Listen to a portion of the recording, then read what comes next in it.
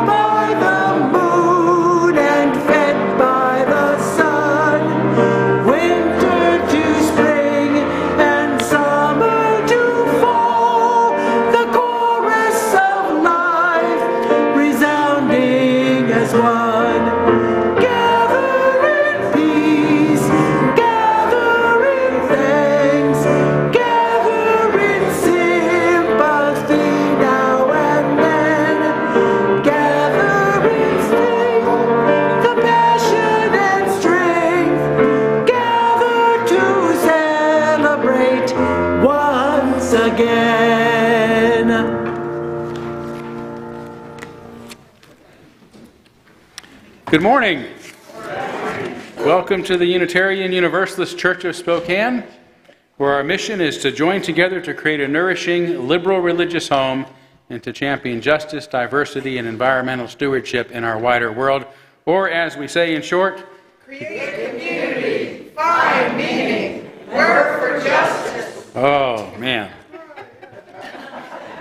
It's so good to have the backup, I gotta tell you. Well, welcome to each and every one of you today. We embrace, as always, all that you bring with you to this place, your unique beliefs, your background, your lifestyle, your experiences, your differences. All that helps make you who you are is welcome here this morning. This includes those of you who are joining us in person in our sanctuary here, as well as the many of you who are joining us via our live stream this morning. So thanks to one and all for being here. We're so glad to have you. And speaking of our streaming service, we do have an early service Zoom meeting as well.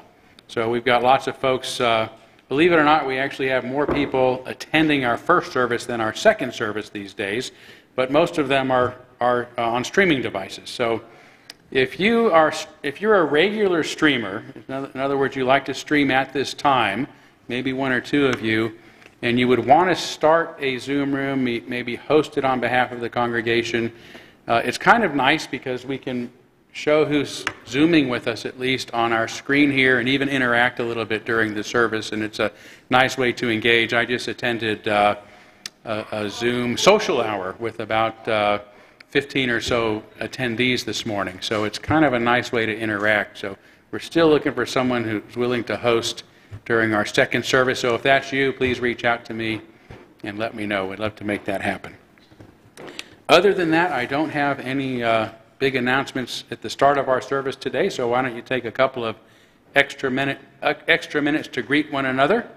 And if you are streaming, feel free to shoot us a text or let somebody else know you're thinking about them.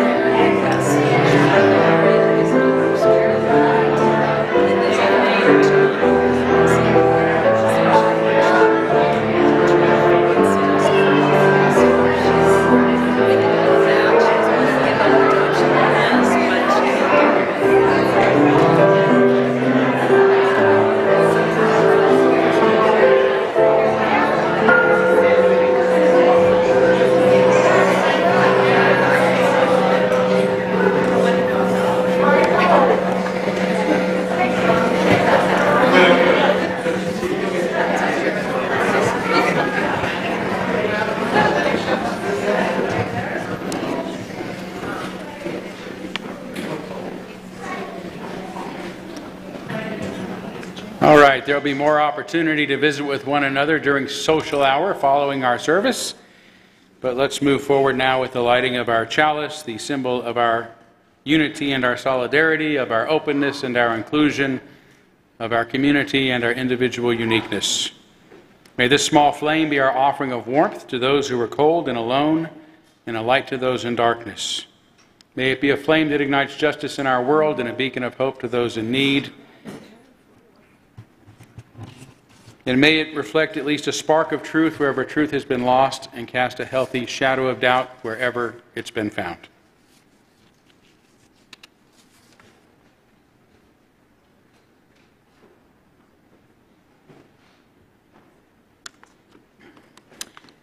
Our opening words this morning are adapted from a Touchstone issue. It's a little newsletter that you can subscribe to, and it's an issue from 2020.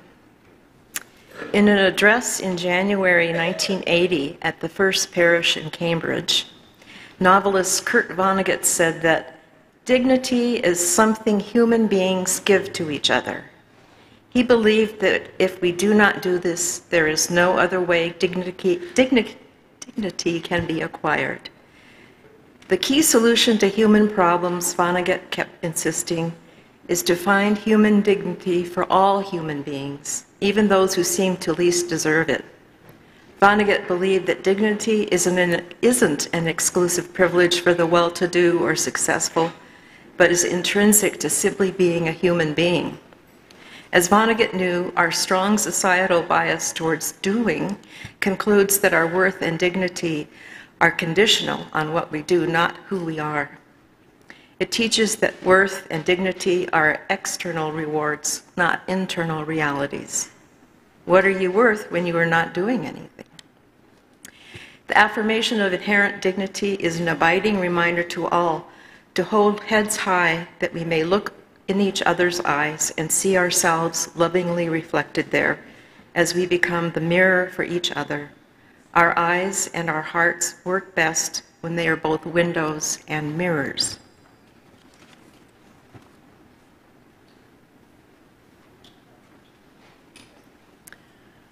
Our first in-service hymn of the day is One World. It is in your gray hymnal. It's number 133, or of course, you may access the screen. Please rise as you're willing and able.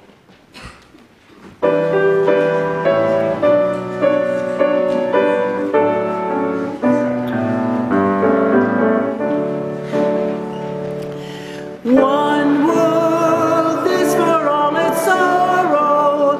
One world, shaping one tomorrow.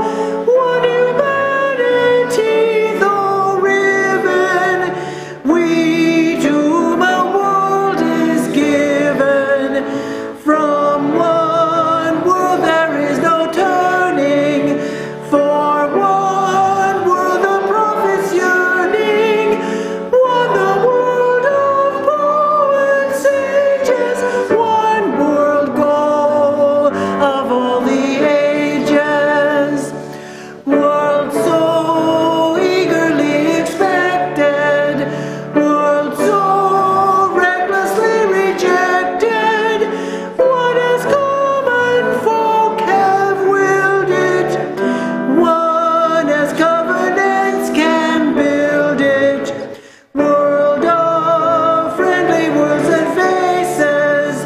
Cherished arts and honored races. One world free in word and science. People free, its firm reliance.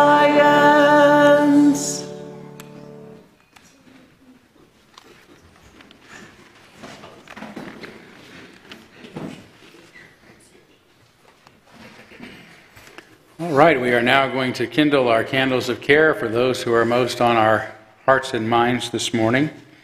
And we'll begin as we have been, lighting a candle on behalf of the people of Ukraine and that part of the world that are being most impacted by the devastating violence and war happening there.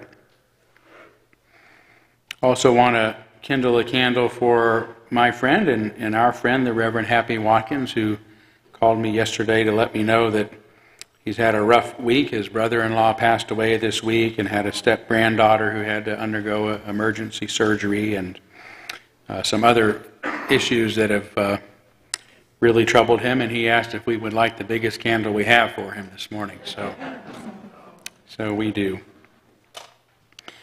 And then we want to light a candle of celebration for the Christensen family. Billy, Kelsey, Alex, Brooklyn, Zuri, and Theo, and great-great-great-grandmother. Did I get too many greats in there? Great-grandmother. But she's a great-great-grandmother to those kids, because they have officially a new addition to their family. Thursday, January 26th was official adoption day for Charlotte, who a lot of you have seen, better known as Charlie, who's about the cutest person in the church, I think. So anyway, congratulate them next time you see them, and welcome Charlie officially to the family. And then one more, Doug Deaton was here, another church member, for our first service. and we were able to sing happy birthday to him then. Today actually happens to be his birthday, in which he ventures into a brand new decade, his 80s. It's 80th birthday today. So when you see Doug, be sure and congratulate him on that. And we lit a candle a couple of weeks for you, Wayne. I think you had your 94th birthday. So I know Doug is still a youngster to you, but it's good to wish you a happy birthday in person as well. Good to see you. Yes. Okay, let's take a moment of silence on behalf of others that you might be thinking of, and as always, you're welcome to name them aloud at this time if you'd like.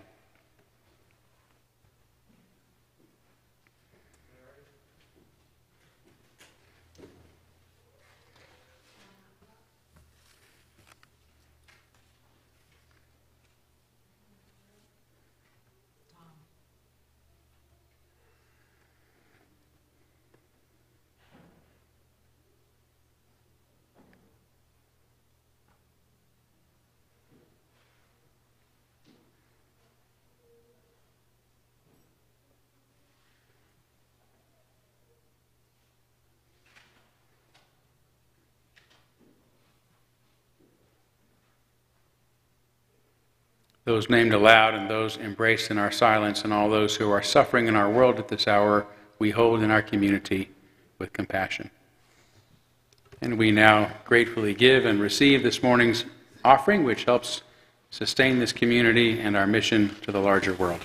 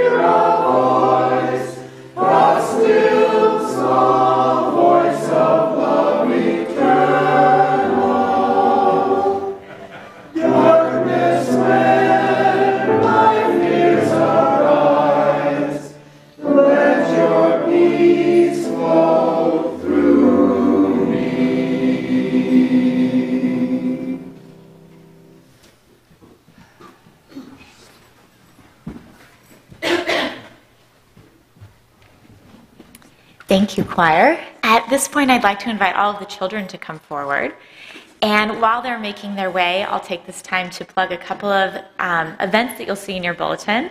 This Friday at 5 o'clock in the chapel, I'll be leading an all-levels yoga class. It was a community auction item that we're opening up to everybody, so come at 5 for a little yoga, and then some kombucha and some chocolate mint energy balls, and just bring a donation of any amount that goes to the church. It's also the night of our Parents' Night Out, so I know some of you are planning to be there for pizza and games and hanging out while your parents get to enjoy an evening of free babysitting. So check those out in the bulletin. Let me know if you have questions. Right, this morning's story for all ages is something I've adapted from a story by Martha Dallas. And I'm curious to know what all of you believe about what is the best food. So, think about that, and when you have one in mind, raise your hand. All right. Atlas, what's your favorite food?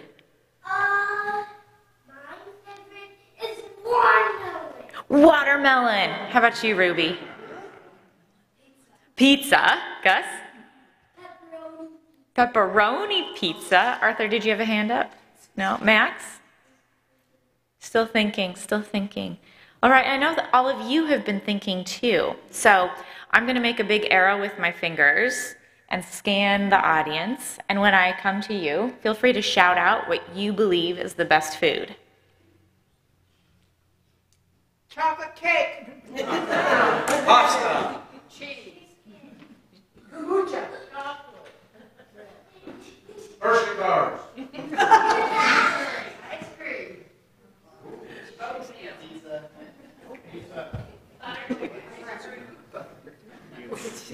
Pizza gets the most votes. All right. And Max has thought of something. Yes, Max? Snickers. All right. We've got some candy bar fans. And watermelon. Love watermelon. Makes me think of summer. So I believe that many of you, and especially you, the food that you believe is the best today may not be what you believe is the best for the rest of your life. It's very possible that the best food might get knocked down off of its throne and be replaced by a different food, a new best food. As Unitarian Universalists, we really value the freedom that each of us has to believe about not just things like what we think is the best food, but about bigger things like, why are we here? What's the meaning of our lives? What's most important and valuable to me? How can I be most true to the purpose I see for my being alive in the world? We affirm the freedom to believe what we choose about these things, but we also have the responsibility to work out those beliefs with thought and care. And thank goodness we don't have to do that all by ourselves, right? That sounds like a lot of hard work. It's like we can offer one another tastes of ideas that seem true. It's like together we're at a big potluck. And we each bring our treasured beliefs to share with one another here in our congregation. We can put several on our plate. First, the ones that we're confident we like, the ones that we know for sure are going to taste good. And then maybe we go back for seconds and we try something that our friends recommended as really yummy. And sometimes those new yummy tastes will become the new best favorite. So kids, in Children's Chapel today, I encourage you to share with each other not just what you believe, but also what you believe is the best food, and perhaps even more fun, what you think is the worst. Join me now in singing our children out to Children's Chapel.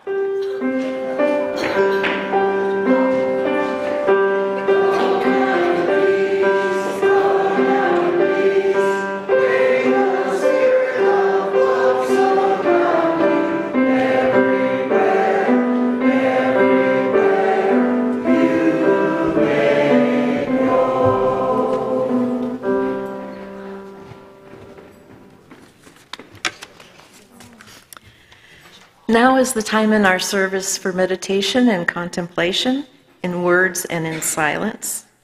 So find a receptive posture, take some deep breaths. Close your eyes if you wish, as I lead you into the silence with these words by Norwegian poet Rolf Jacobsen. All people are children when they sleep. There's no war in them then. They open their hands and breathe in that quiet rhythm heaven has given them. If only we could speak to one another then, when our hearts are half-open flowers, words like golden bees would drift in.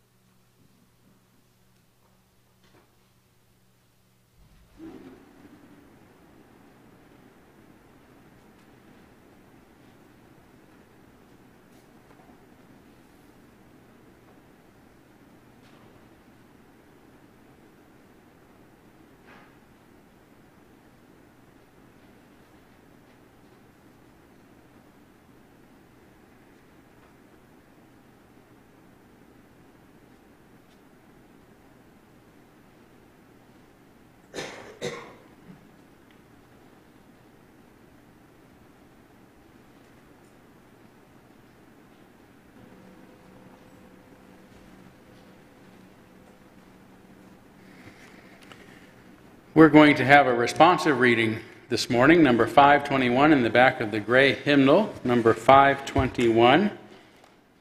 And Deb is going to approach the microphone to read with our respondent so that those of you who are streaming will at least be able to hear the entire reading. Sorry we don't have the words up on a slate for you.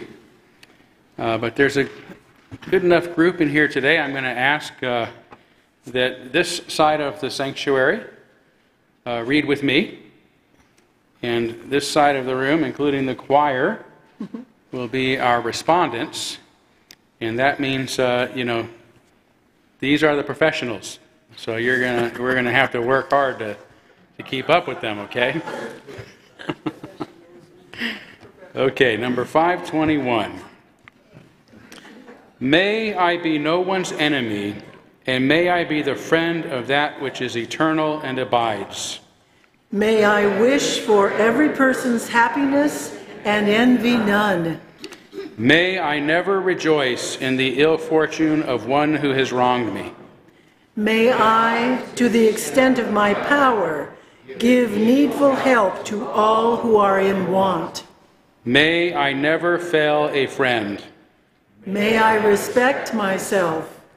May I always keep tame that which rages within me. May I accustom myself to be gentle and never be angry with others because of circumstances. May I know good people and follow in their footsteps. Good job. Thank you.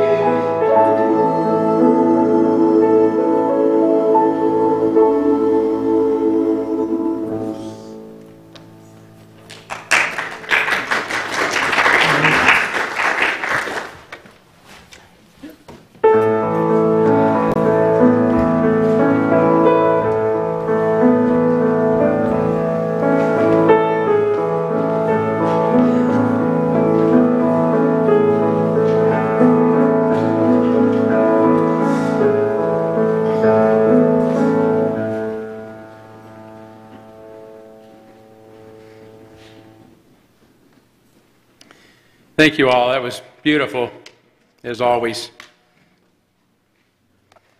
Thank you, Deb. Nice. I got so enraptured in it, I had to remind myself where we were at in the service.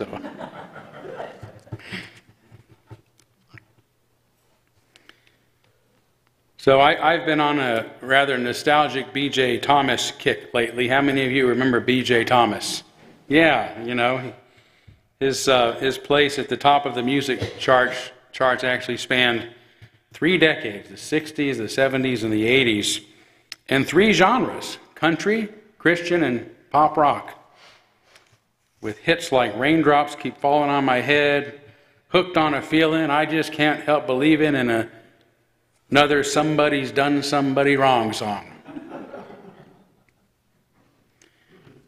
He died just a couple years ago, in case you've been wondering about him, in 2021 at age 78, a young man. Anyway, a couple days ago I was listening to an automated mix of his music that led to an album that I hadn't heard of. Songs from the Neighborhood, the music of Mr. Rogers. Yeah. So, and by the way, I learned from a Canadian earlier that not everybody in the world is familiar with Mr. Rogers, so I apologize for a metaphor some of those streaming with us might not be aware of, but Mr. Rogers was a very beloved host of a children's television show that ran for many years on public television. So anyway, Thomas is among several famous artists who perform pop versions of 13 songs from that beloved children's television show, including John Cicada. How many of you remember John Cicada, the great Cuban singer who starts it off with, "Won't You Be My Neighbor?" Of course. And I got this very warm, nostalgic feeling hearing it, but to my surprise, it conjured up sad thoughts and images rather than pleasant memories of Mr. Rogers singing the iconic melody while changing into his sweater and his sneakers at the start of each show. Upon hearing, "I have always wanted to have a neighbor just like you. I've always wanted to live in a neighborhood with you," I suddenly thought of those living in the Catalyst. That's the former Spokane hotel that was recently transformed into a homeless shelter or transitional housing for the homeless that so happens to be in my neighborhood. And I thought about the hostility and the fear so many of my neighbors expressed over this addition, and how it must feel to those now living in the Catalyst to know that they are unwelcome, feared, and misunderstood by so many, especially at a time when they're in most need of our understanding and of our help. I've always wanted to have a neighbor just like you. I've always wanted to live in a neighborhood with you. And I wanted to stand outside that shelter and blast that song to everyone inside. So let's make the most of this beautiful day. Since we're together, we might as well say, "Would you be mine? Could you be mine? Won't you be my neighbor?" And I thought of Vladimir Putin's unprovoked war in Ukraine, and of the heartless destruction of neighborhoods and the killing of neighbors happening there. Such barbarity raging at the very start of another new year instead of living as we teach our children the world over. It's a neighborly day in the Beautywood, a neighborly day for a beauty. Would you be mine? Could you be mine? I thought of all the unnecessary and tragic mass shootings in our country, including the most recent in California, and of course I thought of the 6 officers in Memphis who only a couple of weeks ago beat Tyree Nichols to death in his own neighborhood. Won't you please, won't you please, please, won't you be my neighbor? Neighbors are people who are close to us. And friends are people who are close to our hearts. I like to think of you as my neighbor and my friend. I thought of 22-year-old Mahsa Amini, the young Iranian woman who was killed in October while in custody of Iran's immoral morality police. And I thought of what a sad end to one year and the discouraging beginning of another. In today's small world, Iran is our neighbor, and so is Mahsa Amini. Memphis is our neighbor, and so is Tyree Nichols. Los Angeles and Half Moon Bay, California are our neighbors, and so are those who are now not even the most recent victims of mass shootings in our nation. The people of Ukraine are our neighbors, and so are all those who've been killed, injured, and suffered loss because of one madman's lust for power.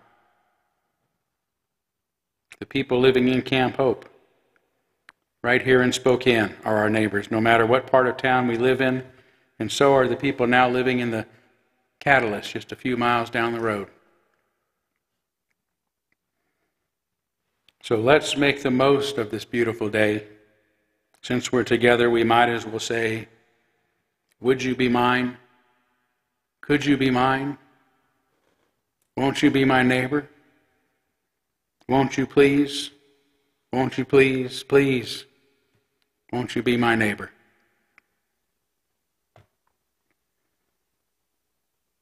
How is it that our species so often engages in the taking of other lives? If I were to answer this question in but one sentence, I'd say it's because we don't recognize our relationship to the victims of our homicidal tendencies. And this has been so since humanity's earliest days on this earth, at which time we lived like other apes still do in small family troops. It is because of this kin selection, as it is referred to by evolutionary psychologists, that remains a part of our genetic makeup, an inherited instinct. Favoring our own kin, those most closely related to us, is an important instinct when it comes to our survival, and particularly the survival of our children, in perpetually passing on our genetic information, which is our biological purpose. As evolutionary psychologists, right? I mean, we like to think we have a purpose. We choose our own purpose in life, but biologically, that's our purpose.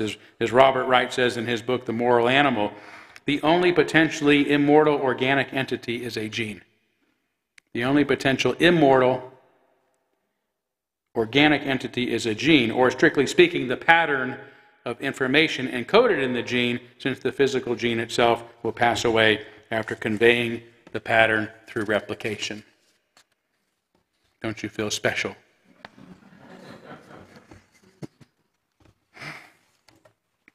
So the genetic instinct to favor those most closely related to ourselves remains present in us today, that instinct. The theory of kin selection, coined by biologist William Hamilton in 1963, holds that individuals of any sexually reproducing species will behave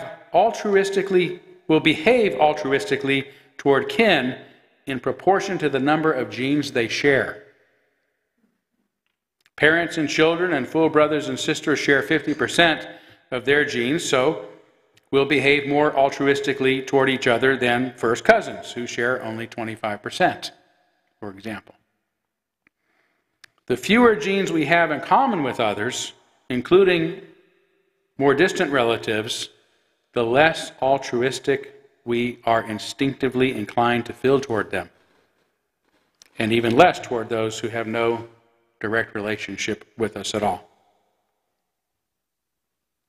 So as human societies became larger than the family troop, first as tribes, then kingdoms, then states, and eventually nations, we had to develop additional non-genetic reasons to feel related to each other in order to live peacefully together. We had to find excuses to care for each other. Identifying strongly as a member of one's tribe or kingdom or state or nation in which one is born has proven to be a potent substitute, if not even a hijacker, of our instinct towards kin favoritism or kin selection. This is why in the age of nationalism, it has been acceptable to go to war with those outside of our nations, including collateral damage, the unintentional and sometimes the intentional indiscriminate killing of civilians, because we don't feel related to outsiders. Today, as the age of the nation-state wanes and we feel less bound to our national identities, we are returning to smaller tribal groups based upon a shared religion or ideology or politics or personal identities like race, sexuality, and gender. And this has led to a lot more anxiety and conflict in our lives, since outsiders are no longer a remote reality beyond the borders of our nation, sometimes separated by vast oceans, but can be anyone, anywhere, including our own countrymen and women, our next-door neighbors, classmates, co-workers, and so forth. And this isn't good, given that the fear of differences is about as instinctive in us as is our fondness for kin and kindred spirits.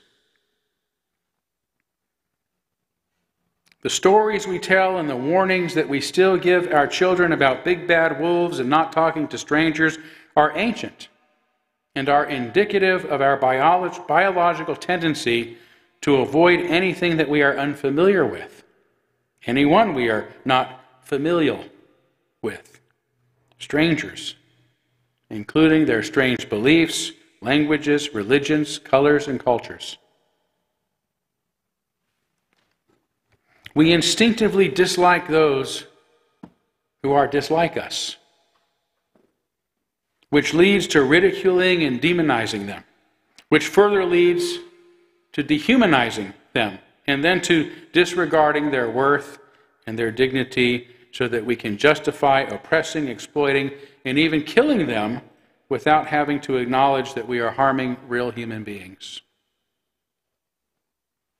We call them monsters, traitors, criminals, terrorists, anything to avoid acknowledging their humanity.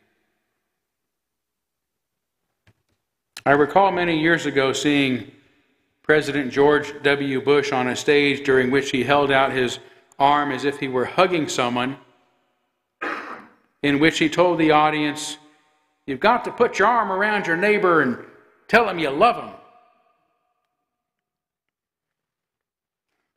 Yet only moments earlier, the same president who was already responsible for the deaths of hundreds of thousands of innocent people living in Afghanistan and Iraq said that he was going to hunt down the terrorists one by one and kill them,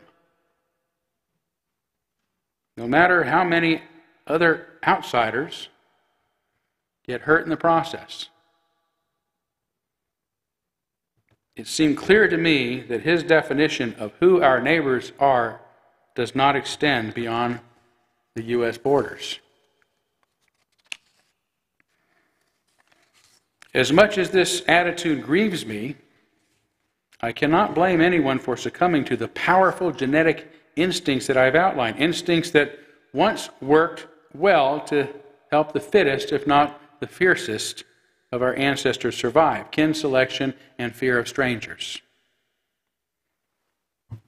But we no longer live in their small worlds and no longer face the constant danger of being eaten alive by a predator or overpowered by another unknown band of humans.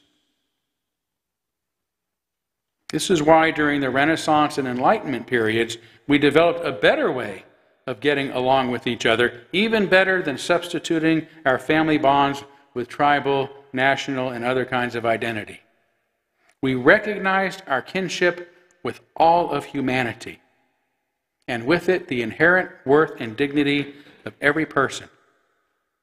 And this notion, also called universalism, with a small u, when truly believed and cherished, prevents us from hating and harming others, including strangers, as much as if they were members of our own family. When we recognize the inherent worth and dignity of every person, we treat them as if they were members of our own family. Because they are. The human family. Another way to put it is that all persons, by virtue of being human beings, have what philosophers call moral status. This is what Immanuel Kant was getting at with his categorical imperative. Act only according to those rules that you can also will as universal laws. A rule, in other words, that is applicable in all circumstances. A rule to live by. And that rule for Kant and others is this recognition that all persons have worth and dignity and therefore must be treated as such. Never as a means to another person's ends, but as an end within themselves, as Kant put it. In his book, Reality Plus, philosopher David Chalmers has a unique section on moral status, explaining that a being has moral status when it's an object of moral concern, in roughly the way that people are objects of moral concern. That is, it's a being whose welfare we need to take into account in our moral deliberations. A being that has moral status is a being whose welfare we must take into account in our moral deliberations.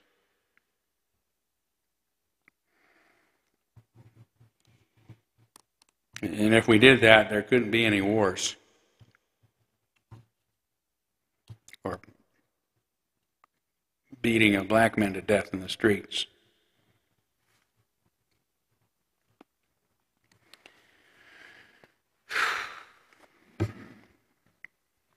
Although this definition takes for granted that at least all human beings have moral status, Chalmers gives an example suggesting even this much isn't always considered so. The Black Lives Matter movement, he says, is all about moral status. Black lives matter as much as human lives do.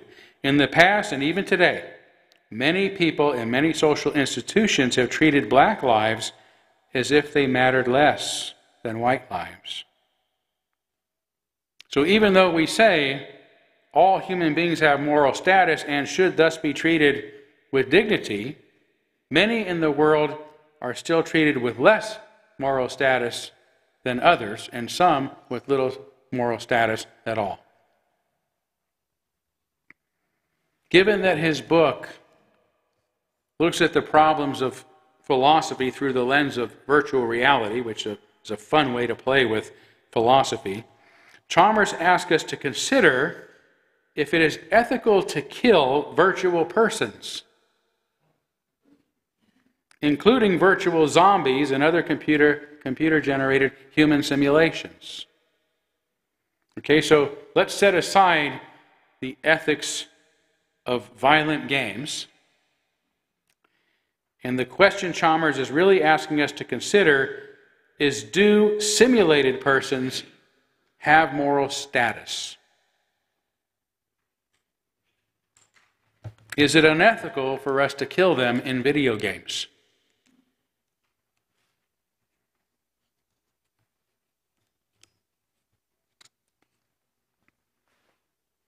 These philosophical zombies are described as near duplicates of human beings with no conscious inner life at all. Zombies have no subjective experience.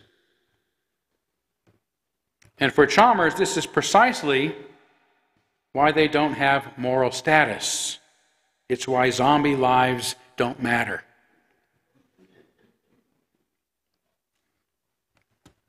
My own view, he says, shared with many others, is that what bestows moral status is consciousness. If an entity has no capacity for consciousness and never will have, then it has no moral status. It can be treated as an object. Now, this phrase, capacity for consciousness, makes the question of moral status even more complex because it implies our decisions and actions must also consider the welfare of other creatures too. If it can experience something, he says, that should be taken into account in our moral calculations. It's arguable that systems with a minimal degree of consciousness, ants, have only a minimal degree of moral status and so weigh much less heavily than humans in our moral deliberations, but consciousness at least gets them in the door. So ants get to come in the door.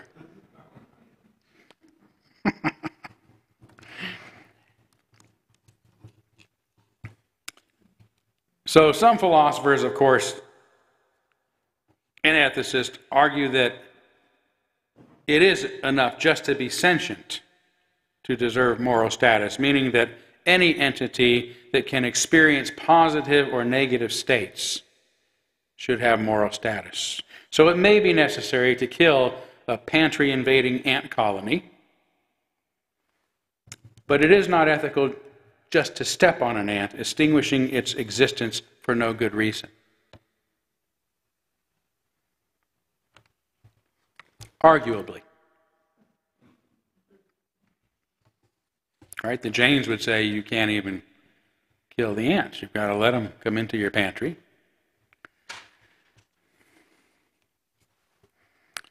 So someday, perhaps sooner than we imagine, we will create virtual entities that are conscious and have subjective experiences, and by Chalmers' definition, should grant them moral status at that time.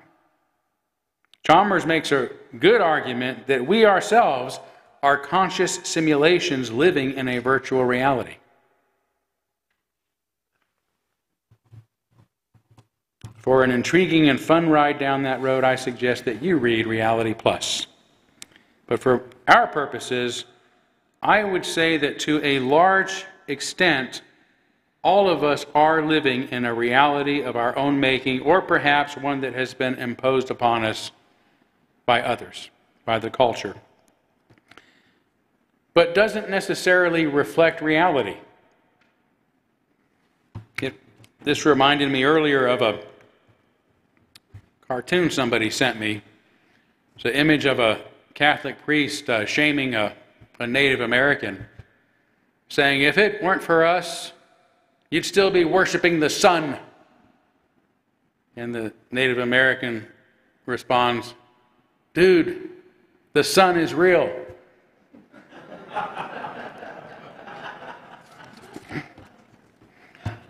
So, right, we think our reality is the truth, and maybe we're wrong.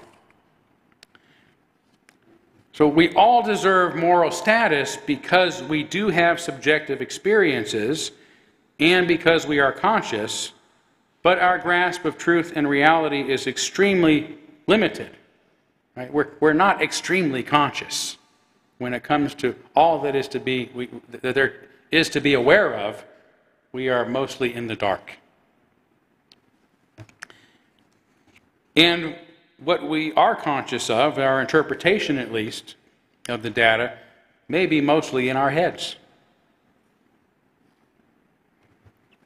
What we consider to be true and real is merely an interpretation of the information that we perceive, and today there is more information bombarding us than ever. Much of it is false to begin with.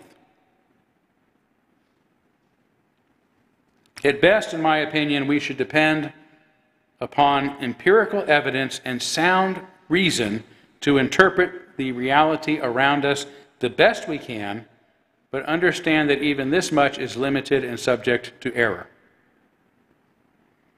It is also true, as we have seen, that our reality is often shaped by ancient genetic and biological instincts that may no longer serve us.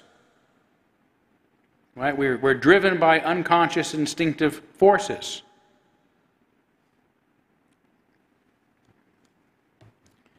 And if these instincts that have too often led our species to limit, or I should say it is these instincts that have too often led our species to limit the boundaries of our worldviews, so that the only people we treat as real people are those within our small circles of inclusion and recognition. Right? The only ones we consider real people, really, are those within our circles of inclusion and recognition. Our own families, our tribes, our identity group, our religion, our political party, our country, or just those living in the few square blocks around our neighborhood, those living on our side of the tracks. Too many of us treat those outside these small circles as one of Chalmers' philosophical zombies, as if, as he says, there is arguably no one home to mistreat. They can be mistreated because they live outside of the virtual realities, our virtual realities, and are not considered real people, or at least thought of as lesser people, undeserving of the same level of moral status as we should enjoy, because we're right, because we understand the truth, because we have a firmer grasp on reality. The process, again, is simple. Draw a circle around those we most closely identify with, demonize those outside that boundary, then dehumanize them so we can more easily deny their inherent worth and dignity. Chalmers says a philosophical zombie isn't the Hollywood version that's risen from the dead. Instead, it's a being that looks and behaves just like an ordinary human being, but is not conscious at all. For a philosophical zombie, everything is dark inside. Is this what we convince ourselves is true of those whose lives and welfare and dignity we so easily disregard? That they are dark inside.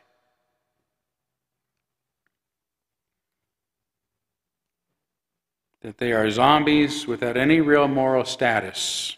That, like ants, can simply be crushed if they get in our way, if they creep into our pantries, cross our borders, vote against us, move into our neighborhoods, cross our red lines.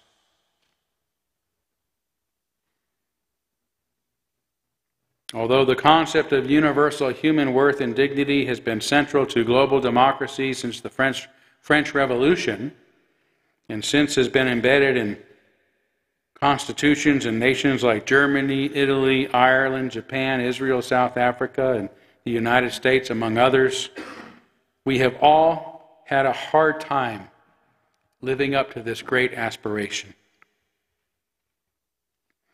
I'm grateful to be part of a religion that considers, at least for the time being,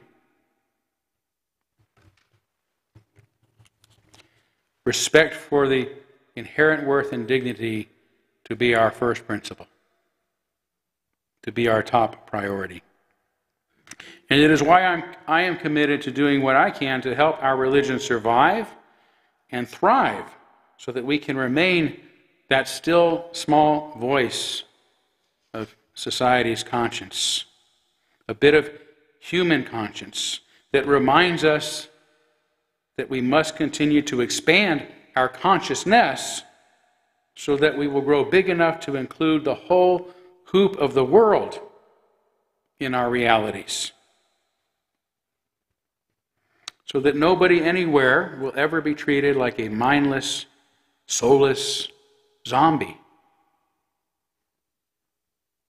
So that there will be no more mass shootings or wars or young women brutalized by the morality police or young black men beaten to death by cops, or people living in freezing tents on barren plots of land and under dark overpasses because we're afraid to let them into our neighborhoods.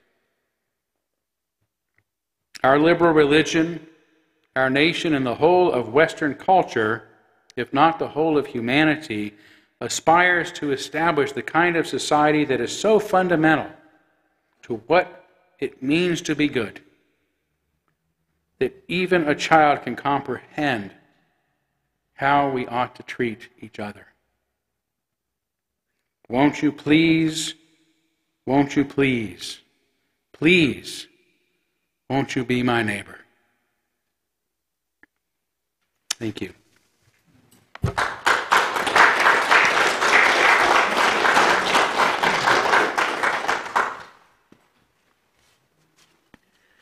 Well, our closing song today is I Can See Clearly Now, and I chose it because it was full of hope, but also admitted to obstacles.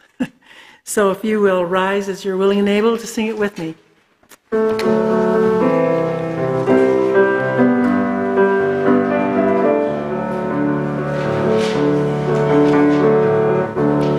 I can see clearly now, the rain is gone. I can see all obstacles in my way. Gone are the dark clouds that had me down. It's gonna be a bright, bright, sunshiny day. It's gonna be a bright, bright, sunshiny day. I think I can make it now, the pain is gone. All of the bad feelings have disappeared. Here is that rainbow I've been praying for. It's gonna be a bright, bright, sunshiny day. Look all around, there's nothing but blue skies. Look straight ahead, there's nothing but blue skies. Oh, oh, oh,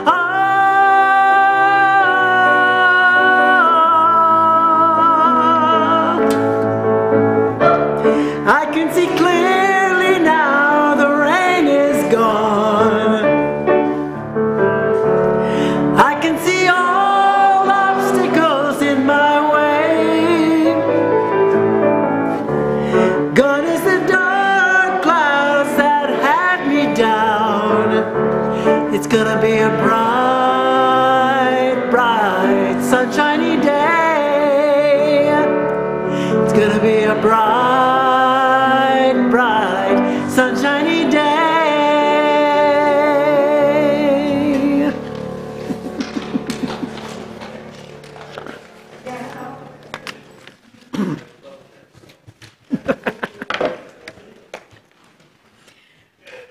Our benediction this morning is from Ram Dass, who says, "We are all just walking each other home.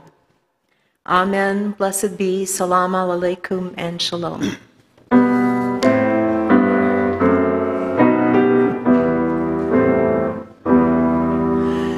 Shalom Haverim, Shalom Haverim, Shalom, Shalom, Shalom Haverim, Shalom Haverim, Shalom,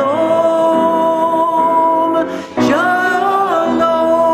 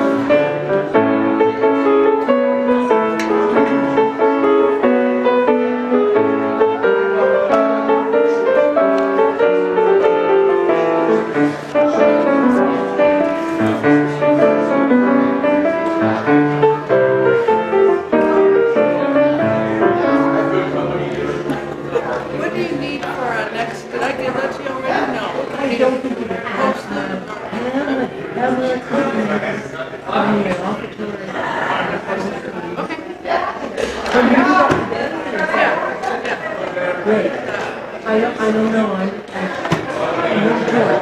Listening to texting during the service. Brendan, my son left my mom's house because he had a job and he thought I was going to die. And I don't know what to do because my sisters have been swallowing Virotac until I was, my nose from dripping and all that. But I don't know what I should do there. No, I forget your mom's. What exactly? Is there any way that you can get a hold of the caregiver to step in? She already has, she doesn't come into the they already have. So Brendan was mad because I did a text to her. I mean, I jumped out of bed, I jumped in my clothes, I realized I was sick when I was getting in the car, and I came here and come on, it doesn't stop. I suppose I could have texted him in between services, but that would have been too late. He left at 9 o'clock. Hi, Donna. I had, I don't, that, I'm afraid that.